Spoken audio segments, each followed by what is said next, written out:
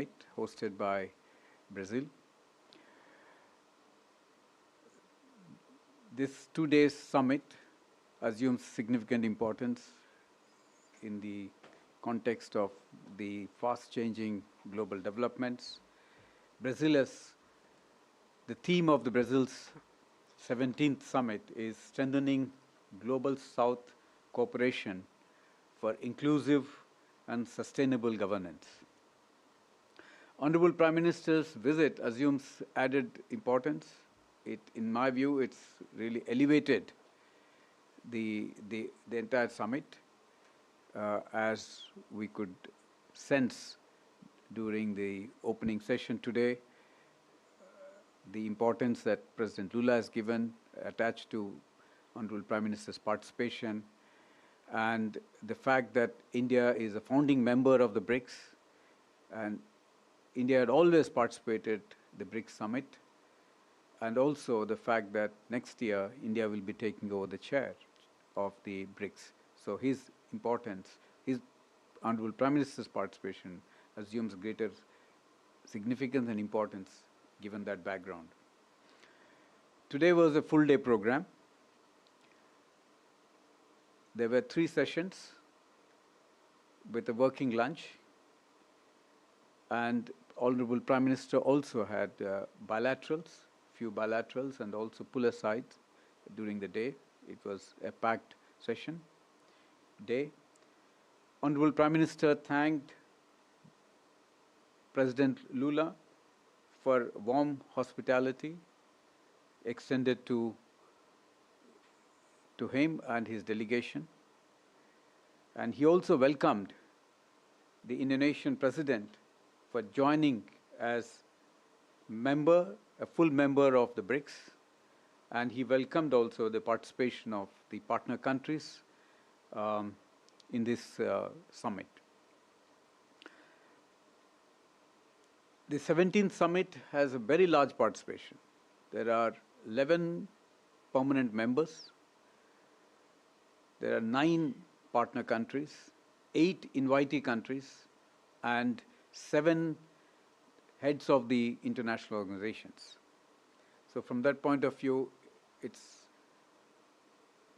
a relatively larger participation as compared to last year.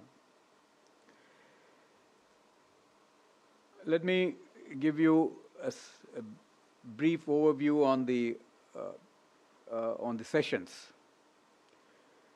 Honorable Prime Minister addressed the session on the global governance and peace and security, where he reaffirmed India's commitment to enhancing the voice of the global South. He noted that developing countries required greater support for sustainable development in terms of access to climate finance and technology. He reiterated that the global organizations of the 20th century lacked the capacity to deal with the challenges of the 21st century. And therefore, he underscored the importance of reforming the multilateral organizations. He called for a multipolar and inclusive world order, and stated that the global governance institutions, particularly the UN Security Council, the IMF, the World Bank, and the WTO, must undergo urgent reform to reflect the contemporary realities and times. On the session on peace and security, Honorable Prime Minister underlined that terrorism was a grave threat facing humanity. In this context, he noted that all the leaders have condemned PB-SHABD terrorist attack in strongest terms.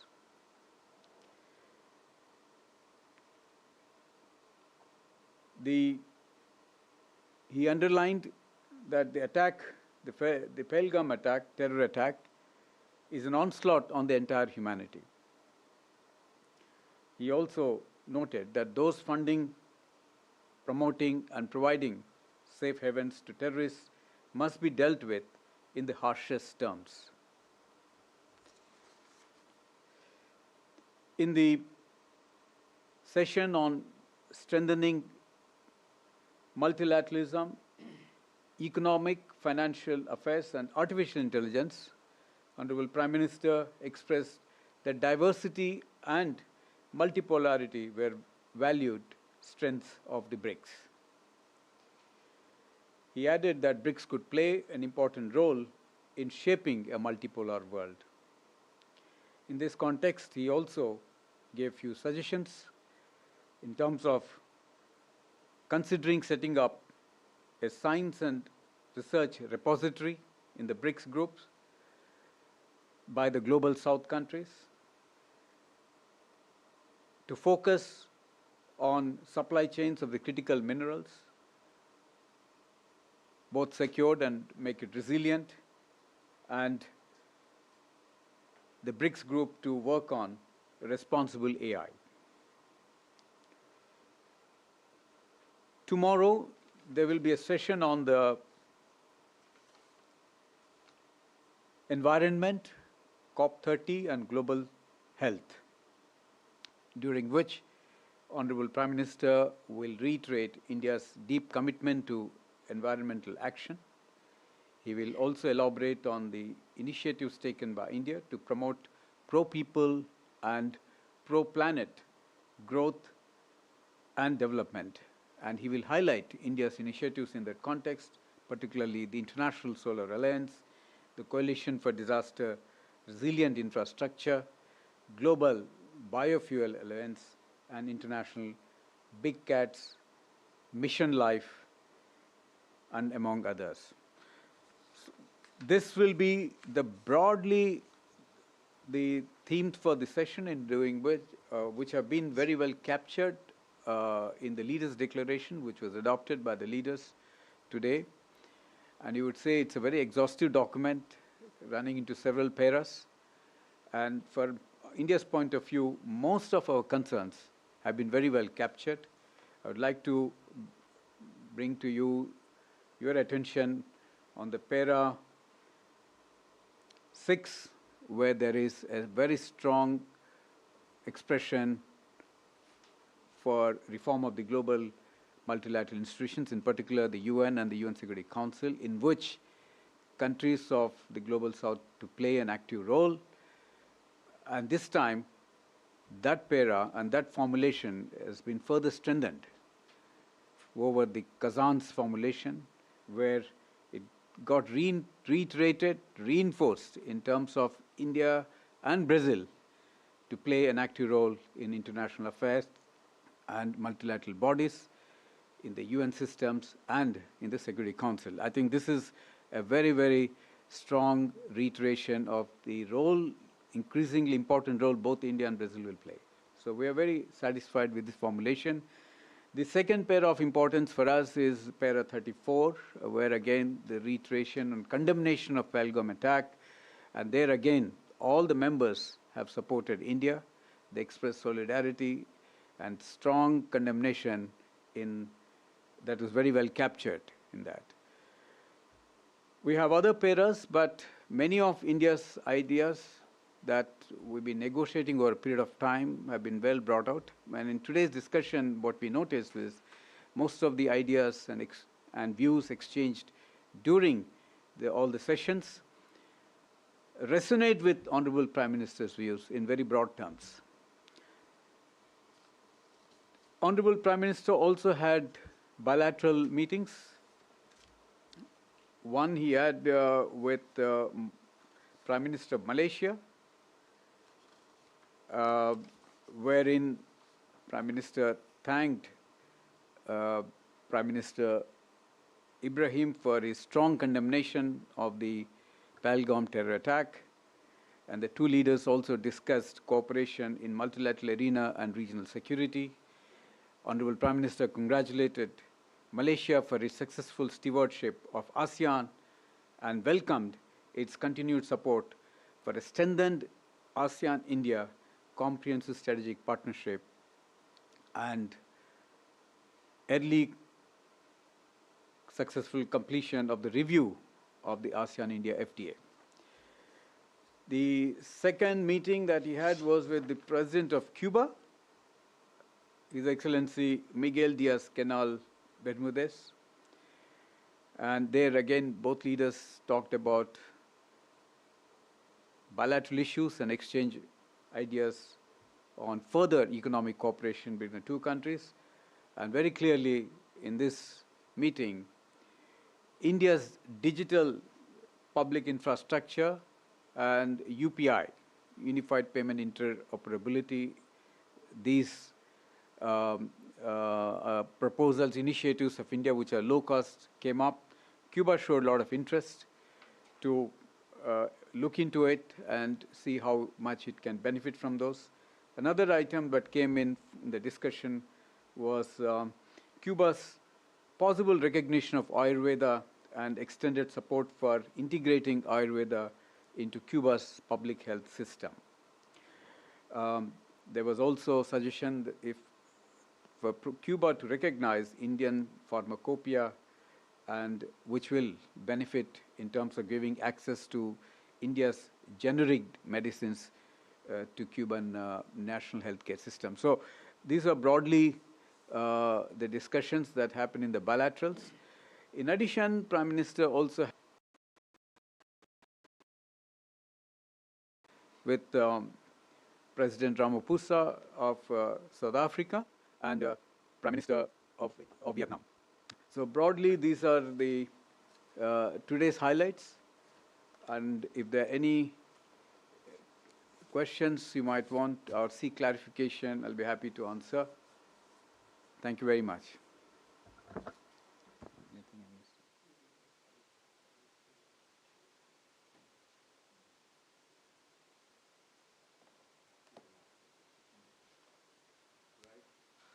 Okay.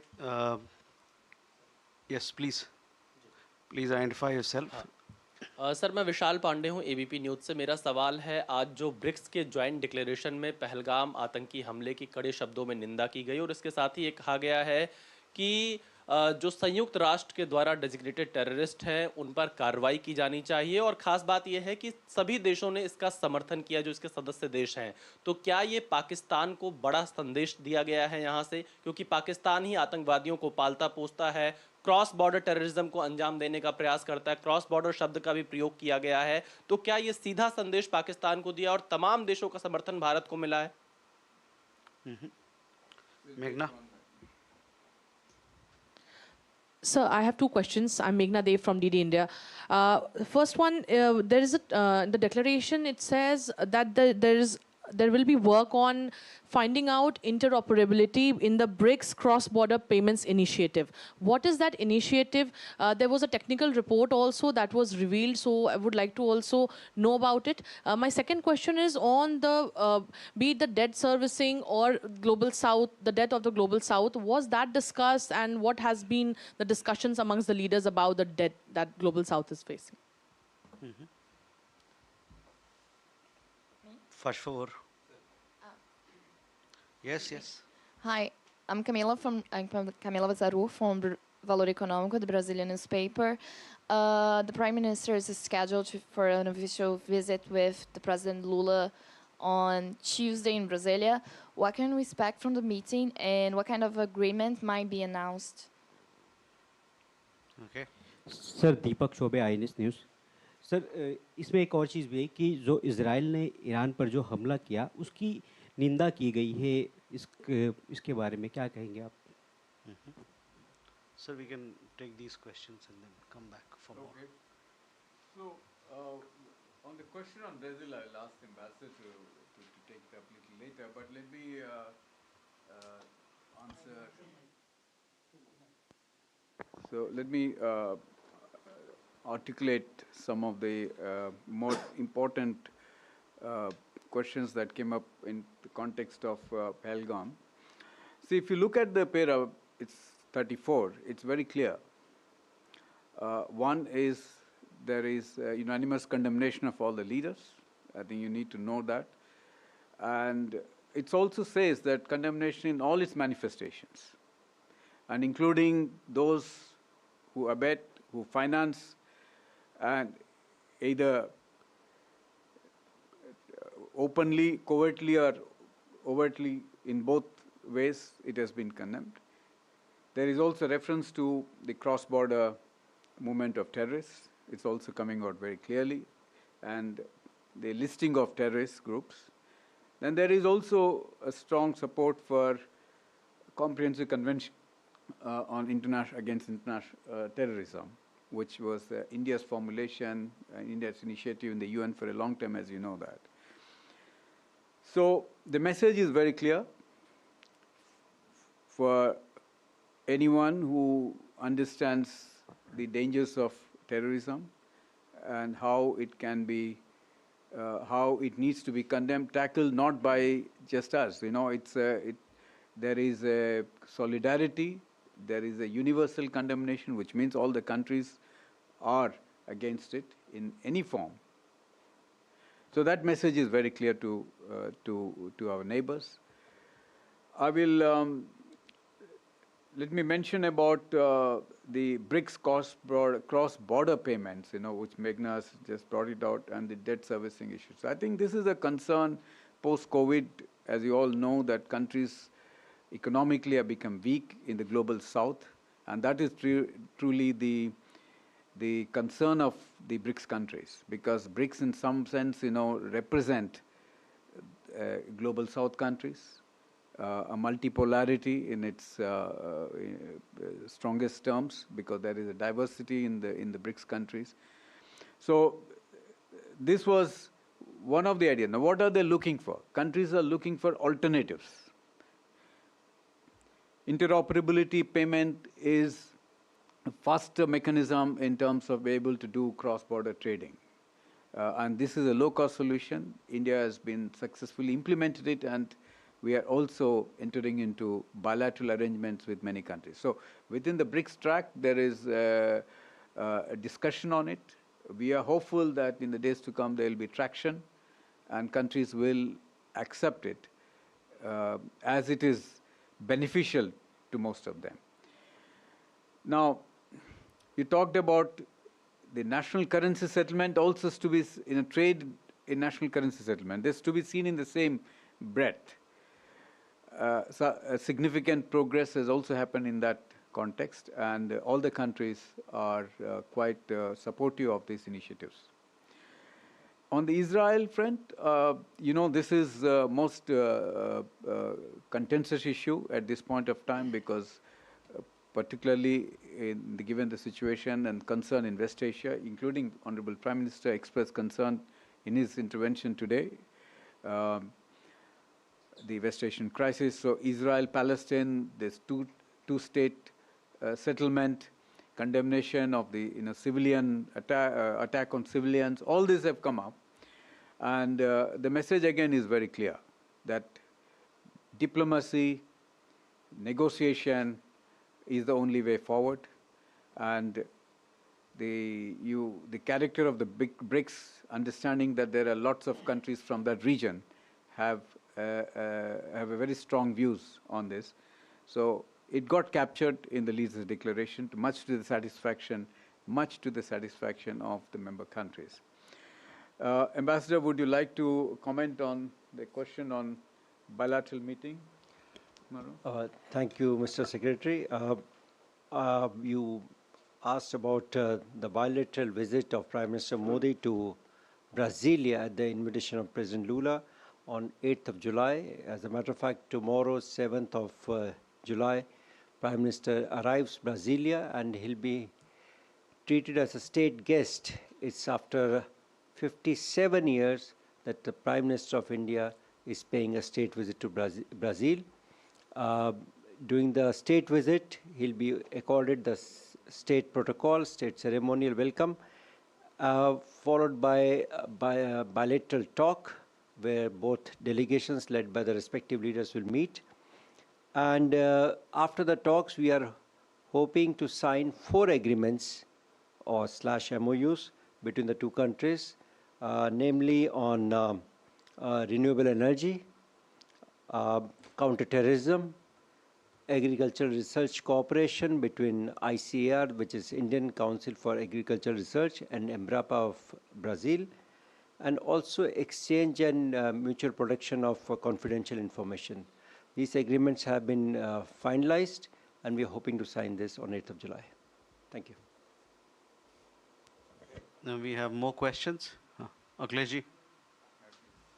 Sir, sir, I'm Akhilesh Suman from Doordarshan. This is the first time that you are meeting with several new members, extended BRICS. So can you give us a flavor of the type of discussion that took place on various issues? And also that, was there any proposal to change the name of the BRICS because it is no more Brazil, Russia, India, China, and South Africa? Okay. We have a question there. Hello, sir. This is Suryagni from IANS. Sir, we saw the Prime Minister directly speaking about reforms on international bodies, and we also saw the joint declaration on it. But you know, despite the fact that there is a mention, direct mention of Russia and China reiterating their support to this thing, how easy or difficult do you guys think that it will be for BRICS or for the government of India to implement this internationally and make sure that this happens on, you know, in real time? Sir. Well, I think, Akhilesh, you raised an interesting question, but given the diversity of the BRICS member countries, you should only expect that the agenda will be widespread. And, you know, mostly the agenda setting is by the host country that sets the agenda. But host country also takes into consideration the diversity that exists in the group. So going by that, if you look at the sessions, it's very clear. The artificial intelligence, good governance, peace and security, you have global health, COP30, multilateralism. Now, these are all concerns of the global south, and that's where it is. The entire session now is putting forth into the center stage the issues of the global south. And I think there is a thread. Although we are seeing a lot of focus on these issues of the global south, but what India did in the G20 was precisely that. We brought development to the center stage and the issues of the global south into the forefront of the global debate and discussions, and it's carrying forward.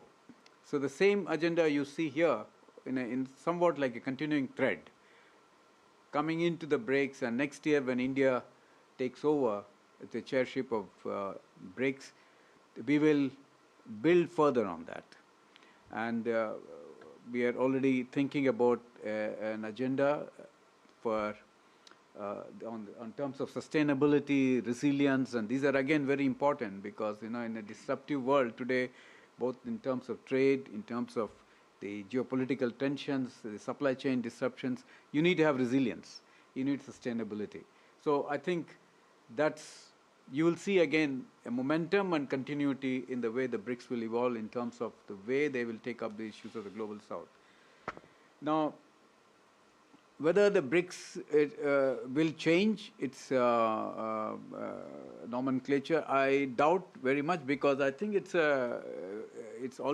become a brand by itself, and I don't think, you know, by changing the brand you will gain anything more. But I think it has already captured the world attention, and member countries are quite happy with this. Yes. So I don't think we will. No one has come out with any alternative at this point of time. So I don't. Surya mentioned about the reform of the UN. I think I elaborated it, but let me, to your satisfaction, if I'd like to say that Para 6 captures a formulation that has been articulated over a period of time. You know, it's flowing from almost 2 years ago. And we tried to get more clarity during the Johannesburg summit of the South Africa. That formulation underwent some changes because new members came in. Again, you have to understand that a large number of group of countries is not that easy to find a common denominator to everyone's satisfaction. But you have to be happy with what you have got. But in our understanding is that this formulation in the BRICS, Brazil's chairship, is a big improvement over Kazan. Because Kazan formulation, although reiterates, recognizes the Johannesburg formulation, but Brazil has gone one step higher. And I think we all work together to ensure that this stronger formulation comes in, which is, again, recognizing the role of India, Brazil, large countries, to play a larger role in international relations and the UN systems, and including Security Council. Now, whichever way you look at it, you cannot take away the importance of large countries like India and Brazil to be playing that big role. 1.4 billion people, with having lifted millions of people out of poverty, definitely qualifies to be playing that role in the multilateral organizations and also in the global debate and discourse on all these issues. So that one has to recognize, and I think the global community recognizes it. What we will do it from here to get a wider acceptability is, like, it's brick by brick. So India's chairship will give us yet another opportunity to develop thinking on it and the narrative building.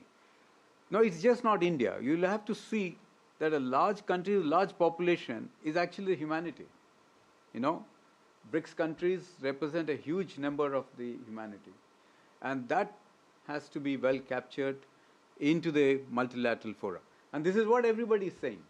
Today, in today's discussion, it came out very well that Global South, the voices should be amplified and adequately captured in the multilateral discourse and the decision making. Thank you.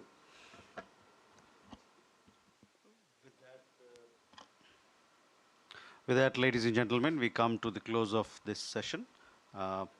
Thank you very much. Please do stay in touch because we have more updates on this visit of the Prime Minister. He'll be traveling, as Ambassador said, to Brasilia tomorrow for a state visit, and thereafter there are other programs as well. Thank you.